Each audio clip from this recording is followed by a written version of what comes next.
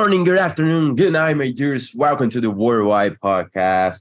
We have an exciting country, it has South Africa in this podcast. So I'm pretty excited to talk about rugby, to talk about the food, talk about lots of stuff about South Africa. But before introducing our guest, Matthew Hendricks, I just want to ask how Guilherme is. How are you doing, bro? Are you excited for this episode? You've lived in South Africa. How are you feeling, bro?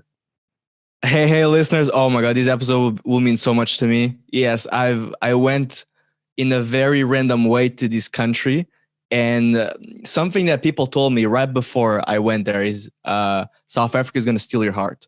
You know, it's going to be a completely different experience. Even though I was living in Cape Town, and Cape Town is kind of like the Europe in Africa, but even then, it's nothing similar to Europe, I would say.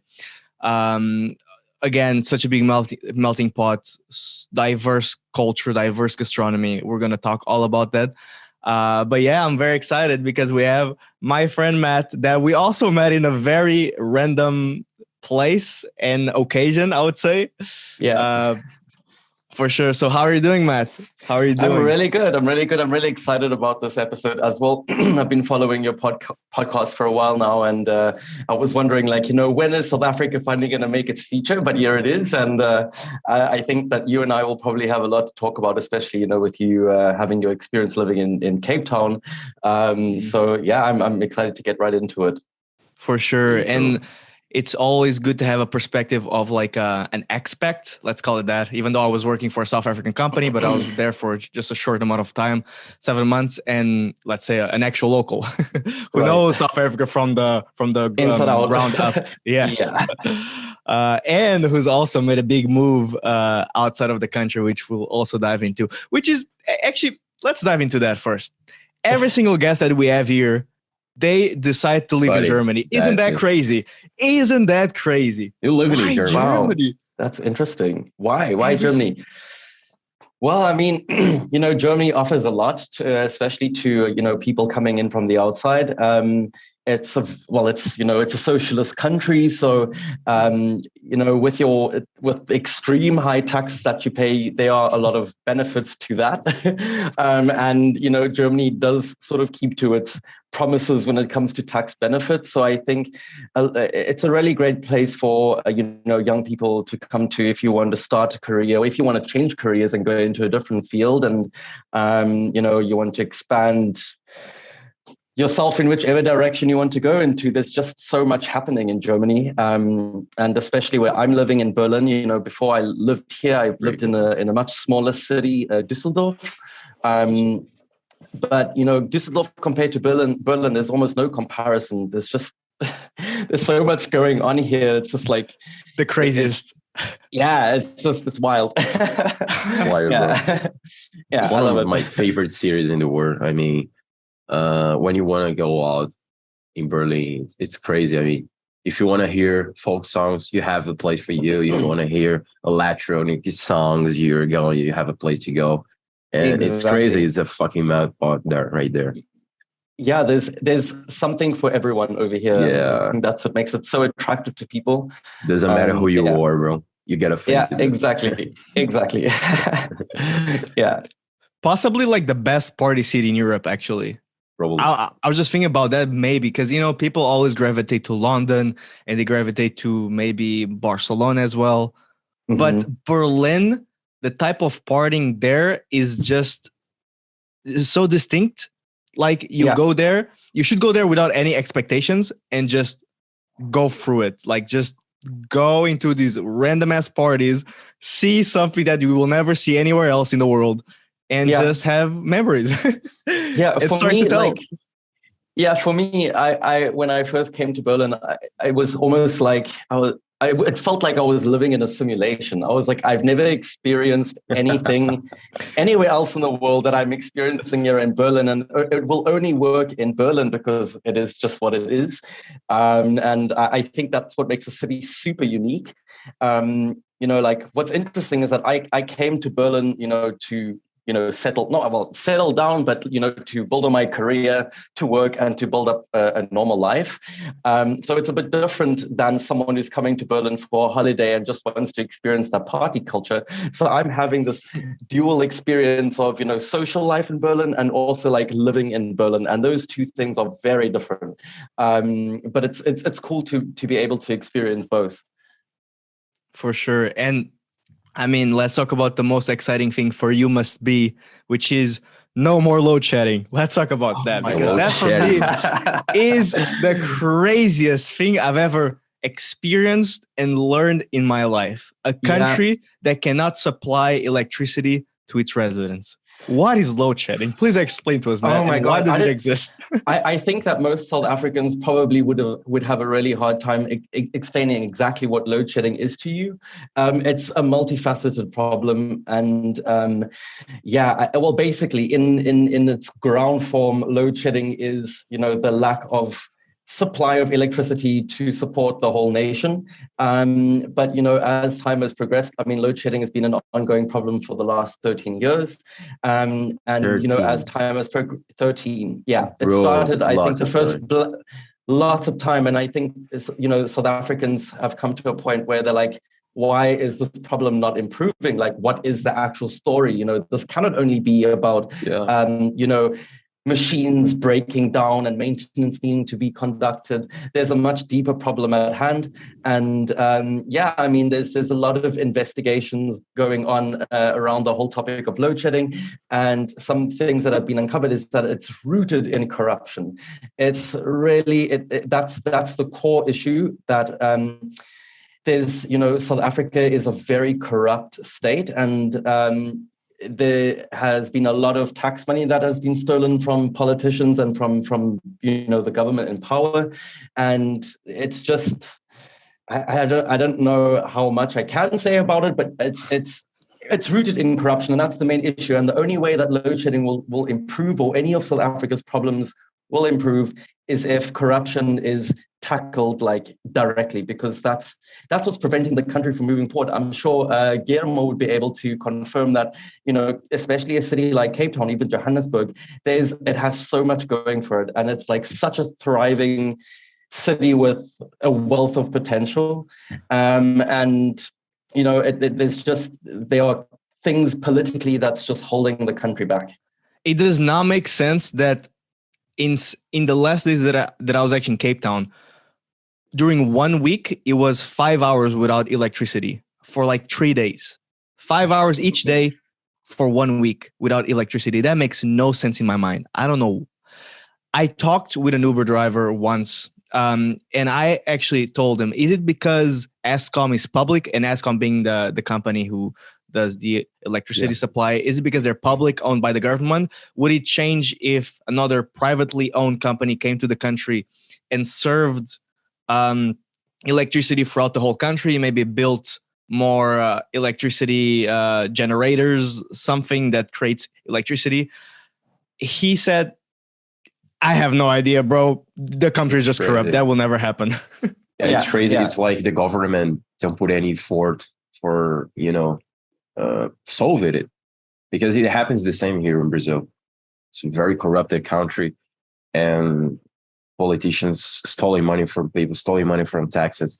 And it's crazy, this load shedding thing. I mean, last 13 years, imagine like last 13 years, you just don't have energy for an hour. How long is it per hour? I mean, no, not just that. It's like Guillermo said, like sometimes there have been days when it's gone off for like 5 hours. Even I think some cities in South Africa have experienced load shedding for almost 8 to 10 hours a day. That's cool. When a problem like that is so critical, and there has been no improvement over the last 13 years, the only way we can look is toward the government, that there's something that is inherently wrong.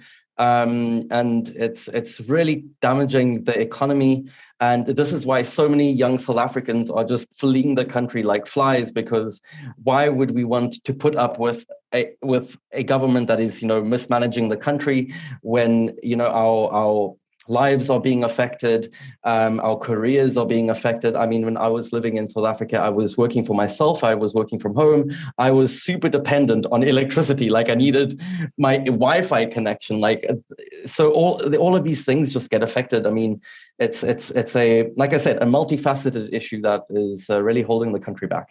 Yeah, and I also they think don't like think safety. of the nation, bro. It's too comfortable for them. They won't fix it. It's too comfortable. But also like safety, because a lot of the times the lights go out, and so many times I was running and out of nowhere it's like pitch black. And again, we'll talk about this a little bit further, the crime in South Africa and whatnot, but it's just like running without any lights around me at night. It's fucking, in South Africa, it's fucking scary. So load shedding, I've heard stories that people take advantage of load shedding to rob places, because a lot of the gates don't work anymore, because gates are usually electronic. And also the wires, the electric wires, the barbed wires, that's it, the electric barbed wires that exist in the country, which exists everywhere, even in good places, also stop working. So people just take advantage of those, and they'll just rob those places right on load shedding. But yeah, stepping away a little bit from this load shedding. Yeah. Actually, right. Just one more thing that I also never understood. I'm not a fan of Elon Musk, but this dude is South African, and he's the supposedly face of electricity. Why hasn't he actually done something in the country and tried solving load shedding? Because he has left, bro. money. He's got money. Does he not care? Not just that he's got money, he's like the richest man in the world. So he has the most money. I mean, like if you follow Elon Musk's Twitter feed, it's actually quite comical. I think a lot of South Africans have tweeted him and, with the same thing, like, dude, like, come on, like, you're South African. Why are you not doing anything? And I think he actually put in a tweet where he said that, he doesn't owe South Africa anything. And I mean, to some extent, I completely agree with that, because, at the same time, it's not his responsibility as the richest man in the world to provide South Africa with electricity. The government should be doing that, right? Like, this is the government's job, and the government has been messing around politically for so many years. They've been, the corruption has been rife for so many years. So, with Elon Musk just jumping in and, taking care of the problem with all of his money, he's basically bailing the government out from their own corruption, which I would not agree with. So, yeah, sure. But yeah, this Elon Musk stuff is also, but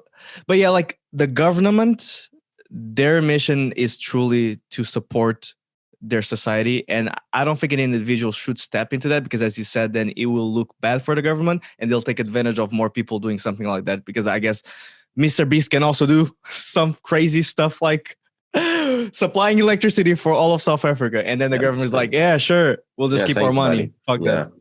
Yeah, exactly.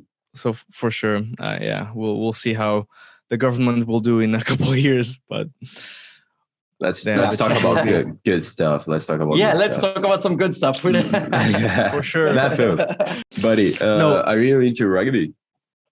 Excuse me? Are you into rugby? Into rugby.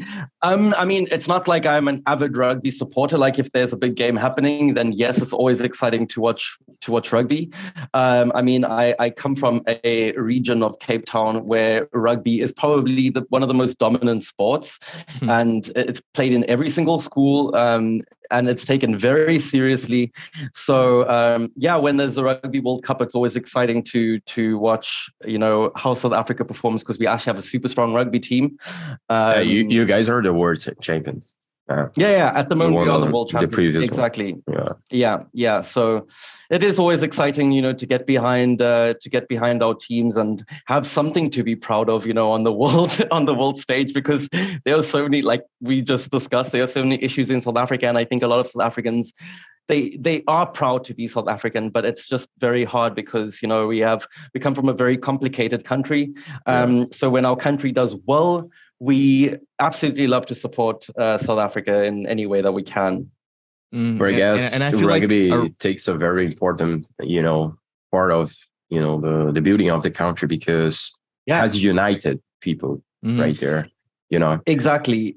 Exactly. I mean, obviously, previously, rugby was generally a more white person sport. So I think in previous years, I would say maybe like pre 1994. I mean, even before, the rugby team was dominated by white players.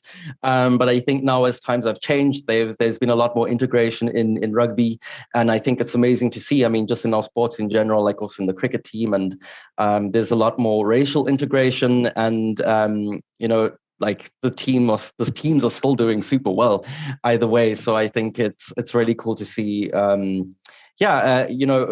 people uniting around sport. For sure. And I also think like rugby, I would say it's a must see when you visit South Africa, if you can, if there's a championship happening. When I went to see, it was the semifinals of Oh, the you've been to a national match, buddy. Yeah. And Oh, it was pretty a cool. crazy ass experience. The tickets were super cheap as well. It was like I think it was it's not 15 expensive. 15 euros, something like that, because I bought it very early. And the harmony and just the overall culture that is to be inside the World Stadium, so the World Cup Stadium, watching Yeah. a rugby match, and everyone just like it felt. You know what it felt on Harry Potter 4, like the Quidditch. 4th film. The Quidditch like World Cup, it felt Yeah. like Right. that. Like the stadium, the people. The I atmosphere, had never seen something like that. And again, seeing something have this much impact and not being football also makes me happy. Yeah. Especially being from a country that is like football. It's like okay, enough. So it was. It's so different, and it was really happy to see. I think Cape Town won that game. Mhm. I think it was the national championship of the country, Yeah. and it's like if you guys ever visit South Africa, man, it's a must. It's a must. Yeah. Truly, go to the World Stadium Cup and check that out for sure. Yeah, and it's also a very beautiful stadium, the Greenpoint Stadium, which was redesigned for the Football World Cup in 2010. It's such a beautiful stadium. Yeah, definitely worth checking out. And actually jumping into more touristic things, because I'm actually going to make a statement. I think South Africa is possibly the best country to do tourism and experience a variety of activities and things to do.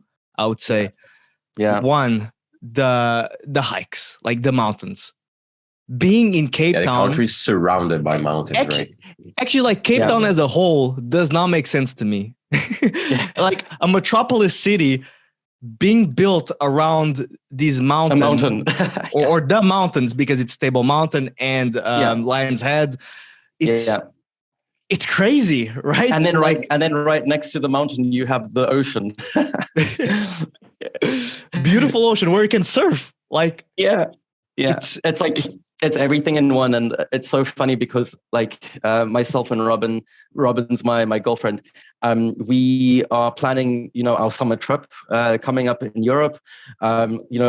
Everyone in Europe has to plan a trip for the summer because the winter is so long, and it's like in the summertime we have to go traveling, and we like looking for places to go, and we're so undecided because like we want to find a place that will kind of remind us of Cape Town but will be different, because all I want a beach, I want mountains, and I want nature. Like that's what my body is really craving, because living in like this huge metropolis like Berlin, I'm surrounded by buildings all the time.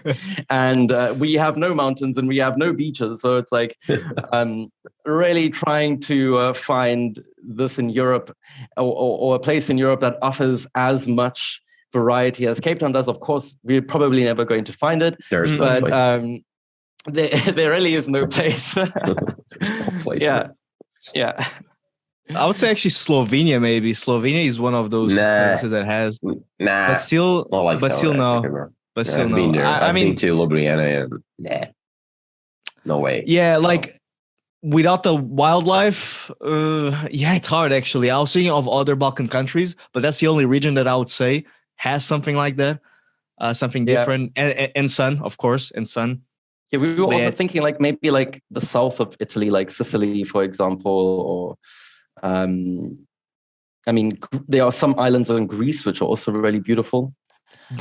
The only thing that I advise is south of Italy during the summer is crazy. It's peak I can imagine. tourism. It's back. It's back. And it's very hot as well. It's like too hot, I think. too hot, especially like July, August. Mhm. It's like scorching hot. The culture of hiking in Cape Town is so predominant that's what you're talking about. that when I would just meet people randomly, like other people working in the country and living abroad, we would just like go on Village Idiot, which is a club in Cape Town, the best one and the worst one at the same time. Yeah. I would say it like that, definitely. It's like if Miami tried to build It's a the club best in worst Cape Town. club.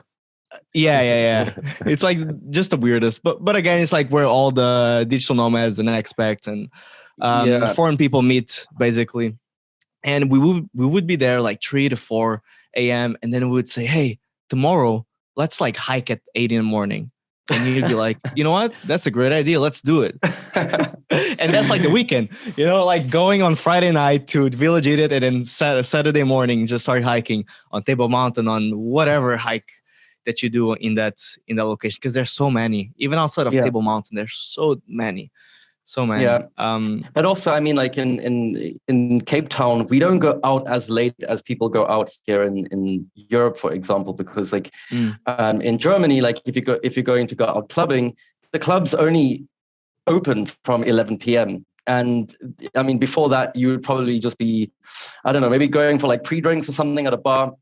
But you really only start going out from like 10 p.m. And then when you go clubbing, you come home the next morning at like 7, 8 a.m. So there's no time or energy to do any hiking or anything active the next morning. 8 a.m. is crazy. That's like Central Europe type of partying, which that's way too much. No. So but actually, very active people. Yeah. But I actually really like that. I don't know. I like coming home at like 3 a.m. tops, like top. And just doing something the next day. Because if you go home at 8 a.m., like it's insane. Yeah. That's like breakfast time. Sure. Right. What were you doing after? Jesus, you do not sleep. You do not sleep. For sure, but yeah, I really enjoyed all the hiking experience, and again, it got me to be even more active. Instead of doing gym and doing CrossFit in the country, I would just hike, I would just run, I would just do all these sorts of things because I could, and there was a place to do them, and people to do them with as well. Especially with, as well, since we're talking a little bit about Germany, man, Germans and Dutch people, they're the best. Like these people, they basically have no mountains in their country. And when they go abroad, they're like, I want to hike every day. I feel like just that, bro. It's just because they don't have. So for sure. They gotta have this. And they go super prepared. Yeah.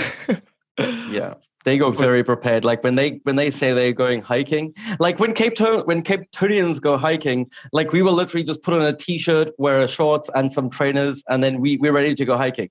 When a German says that they are, when a German says they are going hiking, they are going to go to like the outdoor store. They're going to buy new hiking gear, like hiking pants, hiking boots, hiking backpack, camelback with a water supply, like hiking hat, hiking sticks, everything. Like hiking squeeze. Yeah, everything. It's the funniest thing to see because like sometimes when you like on hiking trails in Cape Town, you can immediately spot the Germans because they are like they're going out there in their full safari kits, and Cape Townians are literally hiking in flip-flops and t-shirts. So it's like it's really funny. So many times I saw people hiking with flip-flops, like Africans people, and I was like, how in the hell can you hold so much pain during this 7-hour hike? Yeah. And they're like, bro, it's our culture. It's our culture, It's amazing. It's amazing. I feel and again, like we have the same feeling here in Brazil. I mean, going to a hiking right here, you're going to spot lots of people with flip-flops. Lots of people with flip-flops. With Havaianas, which is the brand of flip-flops right here in Brazil. You guys know, So wow, we got the same feeling right here. And I figured out that there are lots of Brazilians that goes to South Africa, and they do lots of trails right there. So don't confuse guys, Brazilians there with flip-flops. With the Africans people. Actually, like you touched on a big topic, which are Brazilians in South Africa. I feel like they're the biggest touristic group in South Africa are Brazilians. It is insane. I've never seen so many Brazilians living abroad than in Cape Town. Yeah, that's Especially, so interesting. yeah, it's insane. Everywhere I would go, I would see Brazilians, especially in Camps Bay, in that very famous bar, which I forgot the name. Yeah. Caprice, I think that's how Oh yeah, it's called. Caprice. Yeah. Caprice. Yeah. Man, it's Brazilians all around. Brazilians because everywhere in Cape Town. people go It there is- to learn English, actually. Yeah. So Yes. and Yeah, it's so- the the cheapest English way schools. to, the cheapest way to actually learn English. And also the weather, Yeah. I guess the weather, it's very similar if you compare Yeah, it here to yeah. Brazil. So that's why Mhm. it's probably might be the reason why Brazilians choose South Africa, and because they don't want to, go to cold countries and feeling cold all the time. Yeah. And Yeah. actually it's cheapest way to learn English as well. So yeah, I guess that's why.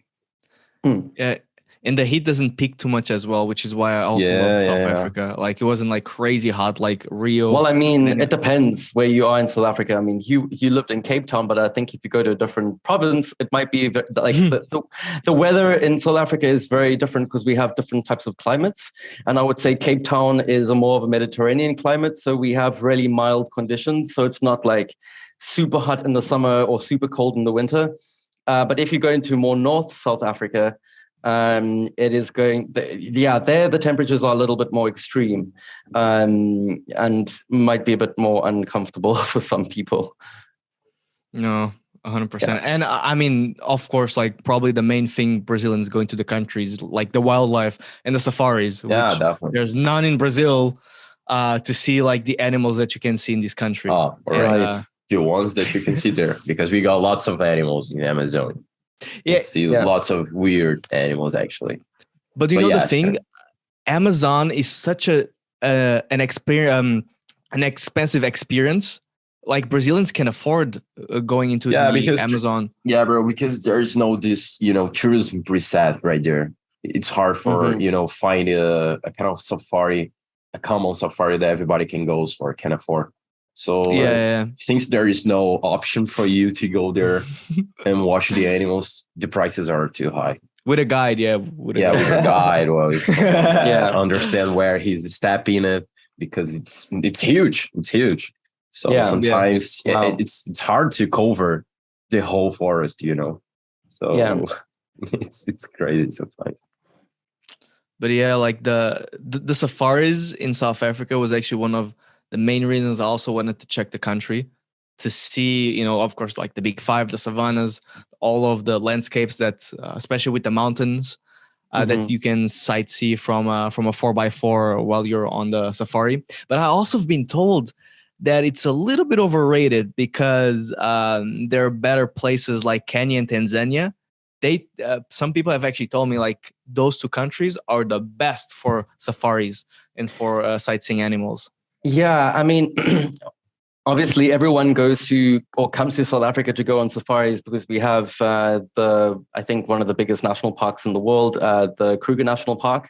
And to be honest with you, I've actually never been on a safari in my life, even though I am from South Africa. No, I've never been, because we have game parks in Cape Town, but it's, I mean, not obviously anywhere close to the city. It's more like an hour to 2 hours outside of the city, but they are really expensive. And again, it's probably like the same in Brazil. Like, locals don't really go on safari. It's so pricey. But the Kruger Park is a lot cheaper. I think they are rates for locals and rates for internationals. But the Kruger Park is like on the northern part of South Africa, which is more than 1,000 kilometers away from Cape Town. So if we wanted to go there, we would have to travel by plane to get there. And it's like, so yeah, there's just never really been an opportunity. But if I were to go on a safari, I would definitely go to Kenya, like, Kenya or Tanzania, and check out the Serengeti. That's something that would be really amazing. And the animals are so much bigger as well. Like the giraffes are so much bigger, elephants as well. Like it's Kenya is a very interesting country actually. And I wish more people knew about that, especially if someone is looking into safari hop in a few game parks. Instead of just looking at South Africa, which I'm very happy people do. But again, as you said, it's so expensive.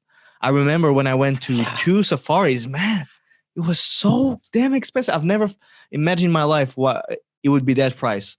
And then a friend of mine who actually visited Kenya, he told me how much he paid for his safaris. I'm like, how is that possible? That's so cheap. And like the animals are, I think you can get up close easier. And I feel like the wildlife is a little bit more natural because again, the safaris in Cape Town, they're still gated, a lot of them, which again goes into people poaching, which is another big topic, which is crazy as well and quite sad. But again, in a corrupt country, corrupt society, you see easy cash, why not? But yeah, like I am excited to make also our Kenya episode so we can talk about that safari experience. But then again, come to South Africa, man. Still seeing the Big Five and the line in front of you in a very accessible way is truly an experience that you will remember for sure. Yeah, for sure. 100%. And also, like something that I just remembered that I also never understood about South Africa. Why does it have 3 capitals? It's so great weird topic. and interesting. Yeah. I mean, I don't think any South African would be able to give you that answer unless someone studied political science or something like that, because I have absolutely no idea. I know the different capitals have different functions. So as far as I'm aware, the financial capital of South Africa, I think, is Pretoria. And I think that's where the South African Treasury is located. And then we have a capital in Bloemfontein, and I have no idea what that capital is for. But then we have the parliamentary capital, and that is Cape Town, and that's where Parliament is situated. So they do have different functions. I just don't understand why it's not all in the same city. Yeah, I never really understood it that much. And what about Johannesburg? It isn't the capital of anything? No. It's Pretoria, which is right next to it. Yeah. All right. It's just the biggest city, basically. All right. Yeah, exactly. But I think also because, South Africa is it's a one state kind of country. It's not a federal state. So it doesn't really make a difference where, the different governmental departments are located in the country. It's not like in Germany where you have every governmental organization is stationed in Berlin. In South Africa, it's, one government for the whole country. So yeah. It's not like the US. Doesn't make too much of a difference afterwards. And I also just remembered something. The first thing that actually a person told me when I arrived in South Africa was actually never take the train in this city, in Cape Town. Never take the train. And I'm like, the train? But that's like the safest option of move locating yourself to different places. And we talked so much about this, especially in our Zimbabwean episode with my colleague from South Africa, how like the train is possibly the most dangerous place in the world. The most dangerous place in the world. I mean, they are changing it now. I see there's been a lot of how can I say? There's been a lot of changes to the metro system I don't know if this is for the whole of South Africa, but I know that I saw changes happening in Cape Town. It's actually really funny. They bought new trains. I think they bought new trains from France. And then only after buying the new trains from France, they realized that the size of the trains do not match with the type of tracks that we have in South Africa. So I have no idea who messed that one up. But I don't know what they are going to do about the levels of safety on the train stations. And I know they before I left South Africa, they were actually doing massive construction on the main train station, the central train station in Cape Town. So I think they are busy renovating the whole thing. I mean, I truly think that my city works really nice. I still think that it needs more times because I used to take the bus so many times in Cape Town. I didn't really care. I used to take my bike to some places, but again, like going to Bloemfontein Beach. I'm trying to remember the name of the locations, but to the Table Mountain Beach view. How is that place called? I actually remember it. Just forgot. It's it doesn't matter. But it was Table Mountain Beach View. I've never. Yeah, it's You're talking about Bloberg. Bloberg. God damn, yes, that's the name I wanted. Jesus, I was having such a big I have blank. no idea what you were saying. Oh, Bloberg. But the name of the beach has another name. It's Table View, I think. Table View, something like that. Yeah, Table View. Yeah. Yeah, I used to take the bus so many times to go there, and it was actually really functional. But the thing is that so many times there's only one bus that goes per hour. And in a city that lives 5 million people, having only one bus per hour, that makes no sense in my mind. Like transportation is non-existent. Like public transportation, not existent in Cape Town. Which it's really not good. Yeah, like I guess everyone just loves just driving a car, which also is completely fine. But then it goes a little bit with the crime, maybe. Again, with the train, like people see that it's not working because no one is using them, because people are afraid to use them. So they're just like, why should we renovate something that people may not use, even if it's done afterwards? And everyone already has a car, so why should we make more times for the bus and more buses, conductors, more money being spent there? It's a crazy thing in Cape Town, and especially like the whole concept of having a closed space when a bus arrives. I again, because of the crime as well, right? I totally understand, because being in a few central places, especially next to the castle, and waiting for another bus, and if that didn't exist, that would make me scared shitless. Oh my God. Yeah, that's true. Yeah, the central bus station is basically like a train station here in Europe. It's like you have a gate access before you get into the station, where you have to scan your card in, and the doors open for you. So it's just I guess a safety element. If only they could implement the same thing with the trains. Like it really does work actually, and the My City bus is actually the most or the best functioning bus transportation system in Cape Town, because we also have the Golden Arrow bus, which is from the government, from the South African government, and then the My City bus is from the Cape Townian government, so to say, from the city of Cape Town. And you can see the clear difference between the management, or the difference in management between the two governments, because the city of Cape Town, yes, they are a lot, there's a lot wrong with them as well, but just in terms of like city management, they do manage the city probably the best out of the whole of South Africa. And it's super affordable as well, the My City. Like I barely spend any money traveling like across the city using the bus. And again, it works fine. It works really, really fine. But I just wished it had a little bit more times instead of just one, which wouldn't help too much. And actually, another sort or another form of transportation, which is quite interesting in the country, is the taxis. Those taxis, oh my God. I think they're such a big emblem of South Africa. Like everyone who visits will remember the taxis when they come home.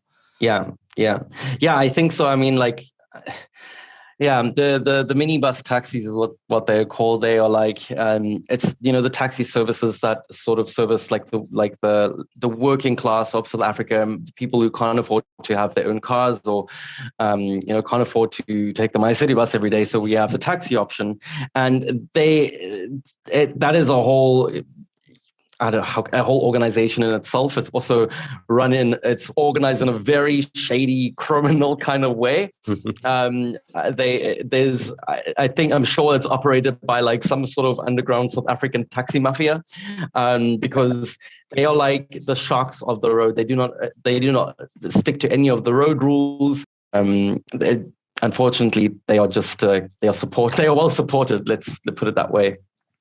It's crazy. Yeah. I mean, I have the Brazilian feelings right there. We do have kind of, transportation that with the same way. They don't respect the rules. They're just driving, where they want it.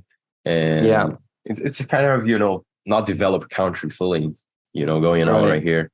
Because and South Africa and Brazil, they're in the same economic bracket. BRICS. BRICS, exactly. The BRICS. Economic Association. Association. Brazil, South Africa, Russia, China. Yeah. In India, I guess, too, as well. And India, yeah, of course. Yeah. Sorry, how can I forget? So, guys, we're running out of time right here. But before finishing up this podcast, let's just, Guilherme, would you like to do the question we do every single episode? Feel free. 100%. Yeah, guys, like with this episode, we could speak for 3 hours easily. Like just talking about the different activities that you can do in the country, the problem South Africa has, crime, whatever it is, like so much things to discuss on, topics, whatever. But at the end, I truly fell in love with the country, and I advise everyone to visit and experience the diversity and the melting pot of cultures that this country has to offer. So despite every governmental problem there is, you will definitely fall in love with what South Africa has to give you. Visit. 100%. So yeah, Matt, thank you so much for coming. And before we let you go, I'm going to ask you our open-ended question that we end every episode with. Yeah. And that is, what is the thing that makes you the most proud about being from South Africa? What would you say? Whew, that is a very big question. What is the thing that makes you the most proud about being from South Africa?